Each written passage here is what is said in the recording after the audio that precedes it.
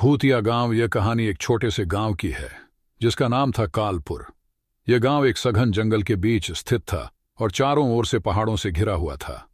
दूर दूर से लोग इस गांव की अजीबो गरीब कहानियों को सुनकर डरते थे। लोगों का मानना था कि यह गांव किसी प्राचीन आत्मा या भूत प्रेत का निवास स्थान है, लेकिन फिर भी कुछ लोग अपनी किस्मत आजमाने के लिए यहां आ जाते थे।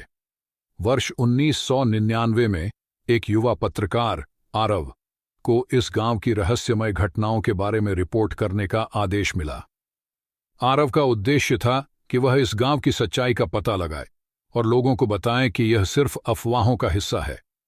गांव का पहला दिन आरव ने अपनी यात्रा शुरू की और लगभग 2 दिन की कठिन यात्रा के बाद वह कालपुर गांव पहुंचा। जैसे ही वह गांव में पहुंचा, उसके मन में एक अजीब सा डर था। चारों ओर घना जंगल, पुराने घर और टूटे फूटे मंदिर थे। लोग घरों में सिमटे हुए थे और बहुत ही कम लोग बाहर आते थे। गांव के बच्चे भी बहुत कम नजर आते थे, जो और भी डरावना था। वह पहले एक छोटे से दुकान पर गया जहां एक बूढ़ी महिला खड़ी थी। महिला के चेहरे पर एक खौफ था, जैसे वह किसी भयावह चीज को देख चुकी हो। आरव ने उत्सुकता से पूछा, अरे आंटी, यहां सब कुछ ठीक तो है ना? महिला ने उसका चेहरा देखा और धीरे धीरे बोली, यहां के लोग रात में बाहर नहीं निकलते। तुम भी सोच समझ कर रहना। कुछ तो ऐसा है जो रातों को जागता है। आरव ने यह सुनकर उसकी बातों को हल्के में लिया और तय किया कि वह अगले दिन गांव के बुजुर्गों से बात करेगा। रात का खौफ शाम होते ही गांव में एक अजीब सी चुप्पी सी छा गई। सब कुछ नीरव था और आरव को यह महसूस होने लगा कि कुछ ठीक नहीं है। उसे एक पुराने मकान की ओर खींचे जाने जैसा अनुभव हुआ।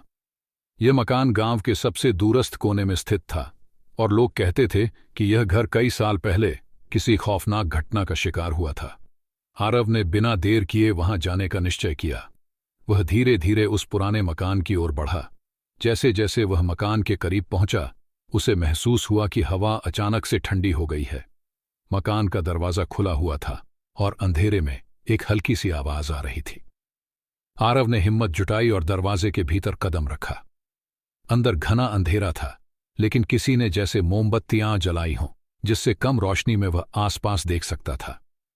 कमरे की दीवारों पर पुराने चित्र लटके हुए थे और बीच में एक पुराना बिस्तर पड़ा था। अचानक उसके कानों में एक हल्की सी आहट आई। आरव के दिल की धड़कन तेज हो गई। उसने पलटकर देखा, लेकिन कुछ भी नहीं था। उसने सोचा कि शायद उसकी कल्पना है, लेकिन तभी उसने एक और आवाज सुनी, जैसे किसी का हल्का सा सिसकना। आरव डरते हुए कमरे से बाहर जाने के लिए पलटा, लेकिन तभी अचानक कमरे के दरवाजे बंद हो गए। वह अंदर कैद हो गया था।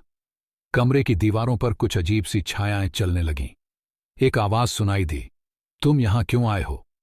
आरव का चेहरा सफेद पड़ गया। यह कोई आम आवाज नहीं थी, ये एक अदृश्य शक्ति का स्वर था।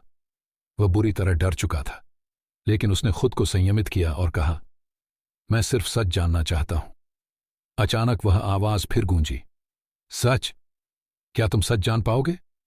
फिर कमरे में एक झटका सा हुआ और सब कुछ शांत हो गया। दरवाजा फिर से खुल गया। आरव ने बिना सोचे समझे दौड़कर बाहर निकला। अगला दिन आरव अगले दिन गांव के बुजुर्गों से मिलने गया।